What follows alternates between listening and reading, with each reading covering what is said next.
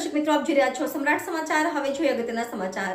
Alang Sosiya excellent યુવક મંડળ દ્વારા ગુજરાતના કોરોના દરમિયાન મૃત્યુ પામેલા વ્યક્તિઓના આત્માને શાંતિ માટે હરિદ્વાર ખાતે ભાગવત કથાનો પ્રારંભ। તળાજા તાલુકાના અલંગ એક્સલન્ટ યુવક મંડળ સોસિયા દ્વારા ગુજરાતમાં કોરોના દરમિયાન મૃત્યુ પામેલા વ્યક્તિઓના આત્માની શાંતિ માટે હરિદ્વાર ખાતે ભાગવત કથાનું આયોજન તારીખ 17/4/2024 થી તારીખ 23/4/2024 દરમિયાન વીરધામ ભૂપતવાલા હરિદ્વાર ખાતે કરવામાં આવ્યું છે।